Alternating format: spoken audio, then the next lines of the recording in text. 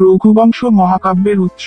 বহুবচনান্ত প্রয়োগে কবি প্রকারান্তরে বুঝিয়েছেন যে, তার রচনা একাধিক উৎস অনুসারে রচিত। বাল্মীকি রামায়ণের পাশাপাশি রামকথাশ্রয়ী বিভিন্ন পুরাণ কাহিনী ও কালিদাসের রচনাকে প্রভাবিত করেছেন। রঘুবংশ কালিদাস মনীষার এক স্বতন্ত্র সৃষ্টি। পূর্ণ শ্লোক রামচন্দ্রের অমিয়কীতি মহাকবি বাল্মীকি সুললিত ভাষায় বর্ণনা করেছেন। কালিদাস কিন্তু তার মহাকাব্য কোন বিশেষ এক জীবনের চিত্র অঙ্কন করতে চাননি। ভগবান সূর্য থেকে যে বংশ সৃষ্টি, সেই বংশের অখণ্ড গৌরব প্রবাহের আলেখ্য রচনা করা সম্ভবত কবির মুখ্য উদ্দেশ্য ছিল। কাব্যটির নামকরণে কবির উদ্দেশ্য প্রকাশিত হয়। রঘু যে বংশের জন্মেছেন, সেই বংশের কীর্তি কথাই কবির মুখ্য উদ্দেশ্য। হলে মহাকাব্যটির কেন্দ্রীয় চরিত্রকে এক কথা হয়তো তার কোনো উত্তর দেওয়ার সম্ভব হবে না। দিলীপ থেকে অগ্নিবর্ণ পর্যন্ত প্রত্যেক রাজাই নিজ নিজ গৌরবের সমুজ্জ্বল। মহারাজা অগ্নিবর্ণ যদিও শৃঙ্গগার বিলাসে অকালেই প্রয়াত হয়েছে, তবু তার পত্নী তার গর্ভস্থ সন্তানকে পাওয়ার আশায় প্রতিপালন করে চলেছেন। তাই রঘুবংশম তথা সূর্যবংশের গৌরব প্রবাহ অন্বেষণে কবি একাধিক উৎসের সাথেই যে পরিচিতি ছিলেন তা তার কথাতেই স্পষ্ট। রামায়ণে ও মহাকবি বাল্মীকি সূর্যবংশীয় রাজন্যজ্ঞের বর্ণনা করেছেন, কিন্তু সেখানে কোন রূপক্রম পরম্পরা এই বিষয়ে কালিদাসের রচনার অনেকটাই পুরাণের সম্পন্দির কাছাকাছি।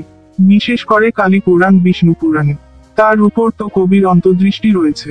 রঘু রাজাদের নাম লিপি পুরাণের বর্ণনার অনুরূপ হলেও দিলীপ থেকে আজ এবং কোষ থেকে অগ্নিবন পর্যন্ত কাহিনী সম্পূর্ণভাবে কবির নিজস্ব সৃষ্টি।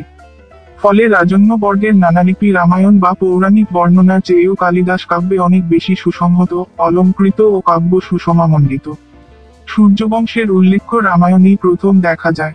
ব্রহ্মা এবং বংশের আদিপুরুষ মরীচি কশ্যপ বিবসান মনু এই ক্রমে সূর্যবংশের প্রবাহিত। ইক্ষ্বাকুই অযোধ্যার প্রথম নৃপতি। রামায়ণে দিলীপ 22তম উত্তর পুরুষ। সেখানে দিলীপ থেকে রাম পর্যন্ত 17 জন রাজার রাজলিপি রয়েছে। রঘুবংশের কালিদাস দিলীপ থেকে অগ্নিবর্ণ পর্যন্ত 29 জন রাজার বর্ণনায় সীমাবদ্ধ থেকেছে। ব্রহ্মা পুরাণে দিলীপ থেকে অলিঙ্গু পর্যন্ত 14 জন রাজার নাম রয়েছে। রঘুবংশের তালিকার সঙ্গে এর সদস্য রয়েছে, কিন্তু সবচেয়ে বেশি সাদৃশ্য রয়েছে বিষ্ণু পুরাণের সাথে। পুষ থেকে অগ্নিবর্ণ পর্যন্ত 24 জন রাজা ক্রমিক ছাড়া দৃশ্য। বিষ্ণু পুরাণের তালিকায় দিলীপ ও রঘু মধ্যবর্তী দীর্ঘ বাহু ও কাটাঙ্গ এই দুটির নাম পাওয়া যায়।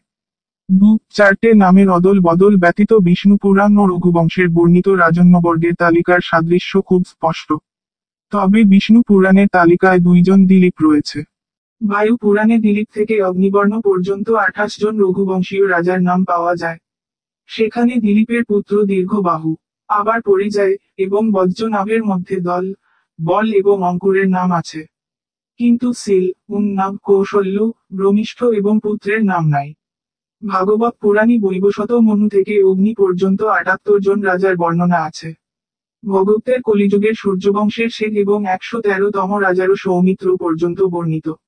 এই পুরাণে দিলীপ থেকে রঘু পর্যন্ত 18 পুরুষ, দিলীপ থেকে কোষ পর্যন্ত 22 পুরুষ এবং কোচ থেকে অগ্নি পর্যন্ত 18 পুরুষ বর্ণিত রয়েছে। তবে রঘু থেকে নিষদ পর্যন্ত রঘুবংশেরই অনুরূপ। রঘুবংশে বর্ণিত উৎস ও দেবানিকের মধ্যবর্তী অলিঙ্গু, শিল, উন্নাভ, ব্রহ্মা এবং পুত্র এই নামাবলী ভগবত পুরাণে অনুপস্থিতি। অগ্নি ও মৎস্য পুরাণে বর্ণিত সূর্যবংশীয় নৃপতি গণের কুলপুঞ্জি পায় অনুরূপ।